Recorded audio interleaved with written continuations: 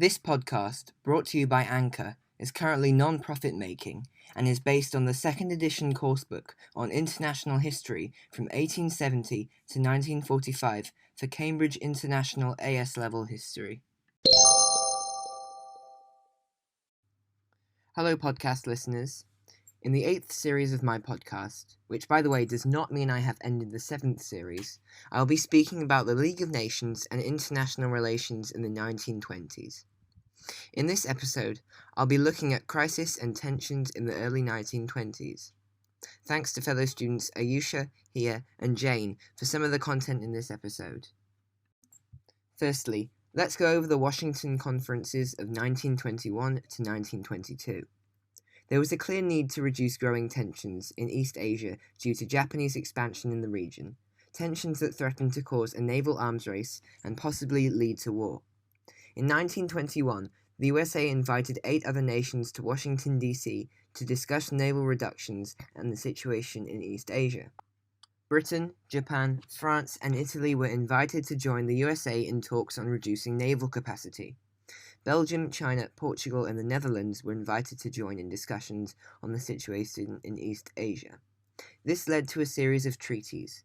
One of these was the Four-Power Treaty, which was signed by the USA, Britain, France, and Japan. As part of it, all countries agreed to respect each other's rights in the Pacific and Far East, and agreed to deal with any future disagreements by negotiation. It formally ended the 1902 alliance between Britain and Japan, which had embarrassed Britain, not only because Britain's naval rivalry with Germany, which was the reason for the alliance, no longer existed, but also, according to the alliance, in the event of any conflict between the USA and Japan, Britain would be obliged to side with Japan.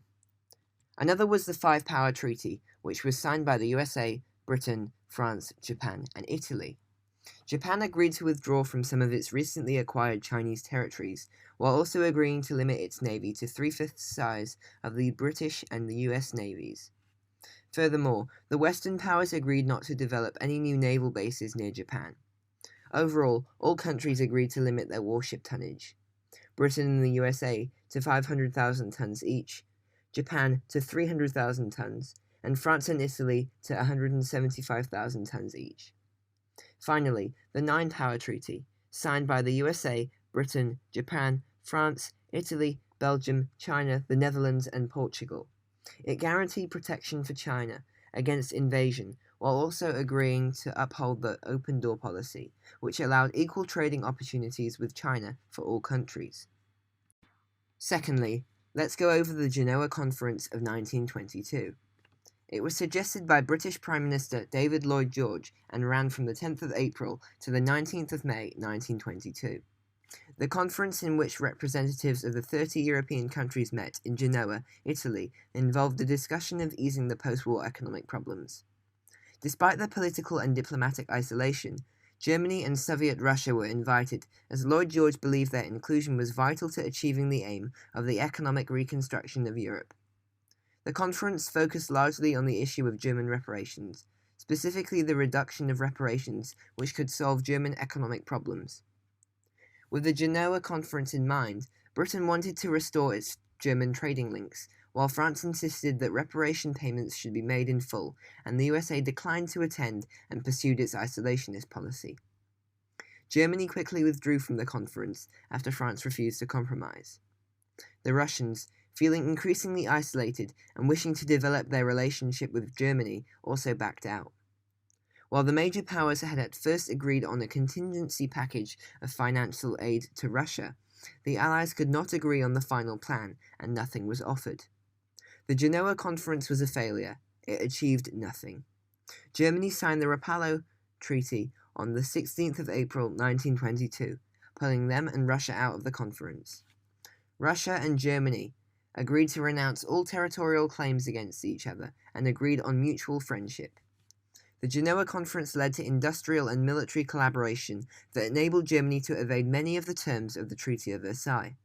For example, German companies were allowed to build factories in Russia and produce products that Germany was banned from producing under the Treaty of Versailles.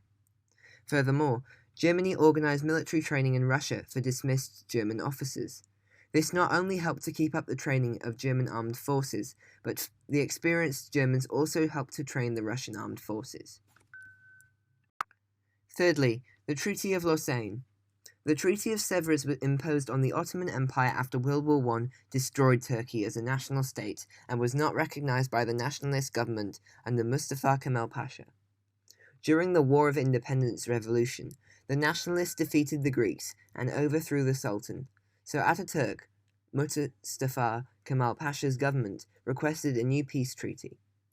The Treaty of Lausanne ended the conflict and defined the borders of the modern Turkish Republic.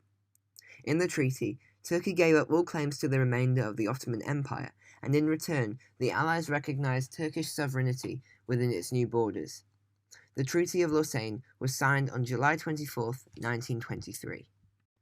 Fourthly, let's think about the French invasion of the Ruhr in 1923.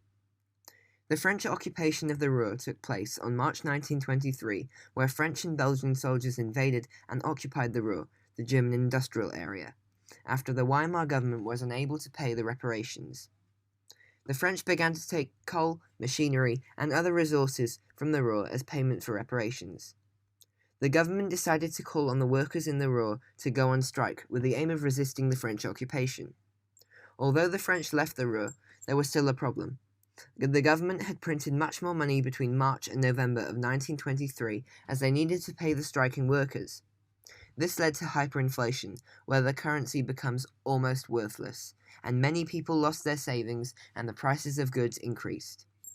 To solve the problem of hyperinflation, the Weimar Republic asked the USA to loan money, which they could use to pay the reparations and invest in the German economy. They also decided to scrap the old currency and introduce a new one, which was called the Rentenmark. They then knocked off the noughts and strictly limited the amount of the new currency that could be printed before a new one was introduced. The League was ineffective in solving this dispute, as the French and Belgian invasion was technically legal under the Treaty of Versailles. Finally, the Corfu Crisis of 1923.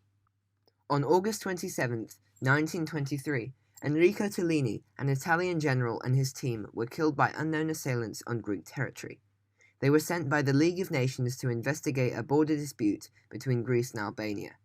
The Italian leader, Benito Mussolini, blamed Greece and invaded the island of Corfu. The victims of the crisis included Tellini, Major Luigi Corti, Lieutenant Mario Bonaccini, Albanian interpreter Tanis Gazeri, and the chauffeur Remigio Farnetti.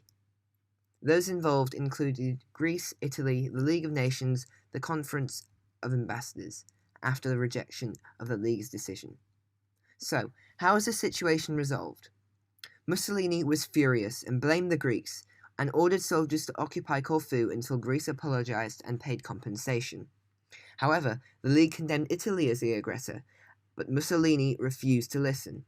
As a result, he asked the Conference of Ambassadors to resolve the Corfu crisis, and Britain and France gave in to his demand to solve the issue outside of the League. The Greeks gave in, apologizing to Italy and paying direct compensation to them.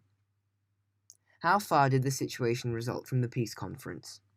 Italy had not been given as much land as it was supposed to be given by the Allies.